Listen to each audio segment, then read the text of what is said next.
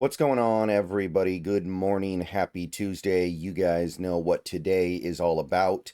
You guys know what we're going to be looking at, and we've got a pretty packed schedule because of the short week. So we got to get through it, and then we got to move on to other things. So, Youth Watch Tuesday.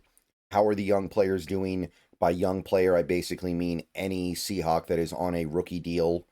So basically, it's just kind of a test to see how healthy your organization is because generally speaking, your team is probably not having success if they're not getting good things out of their rookies. Those are the guys who are cheap. Those are the guys who are going to be underpaid. So you need to get good things out of that crew.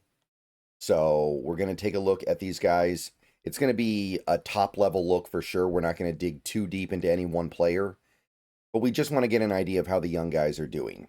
Please give this video a like, subscribe, click the bell, become a channel member. So we'll start with Jalen Milroe, although there won't be much to say once again. He had one run for 3 yards. He got in for one play, and doesn't seem like there's a plan to really integrate him right now. There's a plan to get him out there kind of as a novelty. It doesn't seem like we've yet unveiled the part of the playbook where he actually runs real trick plays. Right now, it's just all, oh, he's going to get out there, but he's just going to get the ball and run with it. I'm still waiting for maybe the flea flicker, maybe the reverse pass, or maybe the wide receiver pass where he lines up as a receiver, or the Philly special.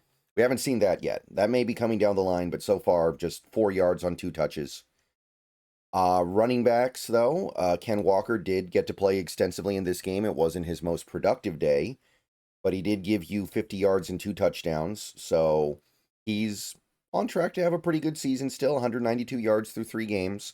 Given the run blocking being what it is, I can't hate. PFF agrees, by the way. They give him an 84.2, so they think he's one of the best, even though the production isn't massive yet. And again, I can't, I just can't see him making a lot of big mistakes out there. Yeah, he's playing imperfect from time to time, but there's something going on with this run blocking that is just preventing us from really grasping and understanding how effective this guy can be. George Halani played for the first time this year, 12 touches, 42 yards, and a fumble, so not a very good start. 55.2, but again, it was all garbage time. I don't even know if he played until the second half. And Robbie Oots played some. He got hurt. His PFF grade was actually the highest of his career, but he didn't play a ton, so not necessarily a ton to read into there. So overall, Seahawks' whole backfield is made up of rookie contract players. I could actually add Jacardi or Wright maybe to this list next time, and it's going okay. Before we go any further into this video, I want to tell you a little bit about my friends over at Sleeper. Have you heard about the app, the Sleeper app? Download it. I'm going to let you in on a little something now. It's more than just a platform for fantasy leagues. Yes, this year, millions of users enjoyed playing fantasy sports on Sleeper, but there is so much more to this app. There are live stats, real-time updates, and visualizations on all stats. News feed is lightning fast. You get updates on your favorite players and teams. There is a chat you can use in real time to engage with other users about plays and performances. All kinds of fun stuff like that over there. So download the Sleeper app, the #1 sports app today. Experience it yourself. Use promo code SBN to get a $100 match on your first deposit. Terms and conditions apply. See Sleeper's terms of use for details. Currently operational in over 25 states. Check out Sleeper today. SBN promo code. Back to the video. All right, welcome back. Big stuff happening here, though, with the receiver crew. We've got JSN with another nice game, almost 100 yards, 5 catches, and a first touchdown of the season. So JSN's cooking it up out there, almost a 90 PFF grade. And again, I want to stress, he's playing outside a lot. He is barely touching the slot anymore. So this is, I think, beyond any reasonable expectation anybody could have had for JSN. He didn't even play outside very much in college. The fact that he's doing it this effectively, and I understand that there's some variations with regard to how they're using him. It's still remarkable what he's pulling off right now. And Torrey Horton, I didn't include the punt return stuff here because if I included punt return yards, that would just inflate the heck out of this. But 3 catches, 31 yards, and a touchdown. He's doing big things right now, people. He's doing big things. Um, I really liked that draft pick, but I wasn't sure what he was going to give us this year because he was coming off a pretty big injury. So far, it's been pretty reasonable, especially if you include the special team stuff. Got a 66 PFF grade here. Nothing going on for Bobo. AJ Barner did come up with a catch, though. Nice little 21, 22-yard catch. 72.1, he's blocking well. Really excited for where AJ Barner's career is going right now, I got to be honest with you guys, because it looks like he is shaping up to be that elite blocker that we've been talking about. And elite blocking tight ends are kind of becoming rare in the modern NFL. Nothing for Arroyo, though. He got hurt, but he did play a lot before he got hurt, so definitely a little bit disappointed in the level of his production, although I'm not radically surprised by it. You'd still like to see more than 3 catches in 3 games from your second round pick tight end at this point. All right, offensive line, it was a good game for them pass blocking, not so much run blocking. Cross is kind of immune from all that, though, right? Charles Cross allowed 1 pressure. PFF grade and run block grade both went up, so he's still grinding out there. He's still putting up really good performances. He's ready for that extension. Anytime we want to make that happen is good by me. Zabel allowed 1 pressure. His grading actually went more or less stagnant, I believe, this week. Let me check and make sure. Let me check the edit history here. And it went up actually a pretty decent amount, but he's still basically treading water in run blocking and PFF grade overall. So we're getting there. We're getting there, but there's definitely going to be this learning curve here, and that learning curve may not end until next season for all we know. Sundell, not a great game, picked up a penalty, allowed a pressure.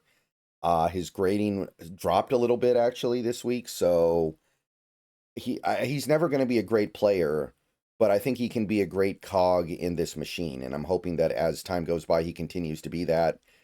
Not being a great cog right now, though, would be Anthony Bradford, and I do think PFF was a little bit mean to him this week. I don't know if I totally agree with their findings, but 3 pressures allowed as a right guard is very bad, and those numbers tend to be relatively objective, and his grading slipped significantly. So there's no backup plan for Bradford right now, unfortunately, but I know he can play better than that. I know he can play better than that. I'm not here to suggest that this is just who he is, but people are going to lose their patience, and I'm among them as well. This is year 3 now for Bradford. We need to see something better.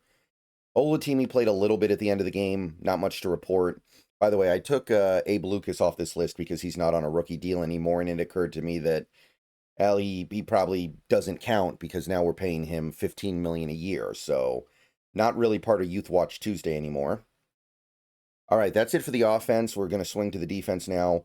Byron Murphy, can't say enough about this guy. This guy is still playing a decent number of his snaps at nose tackle. He's still playing a decent number of his snaps in the A-gap, and he's producing beyond what any reasonable expectation there could be of a nose tackle in this league. He racked up some more tackles, picked up another sack, had like 5 pressures according to PFF or something like that.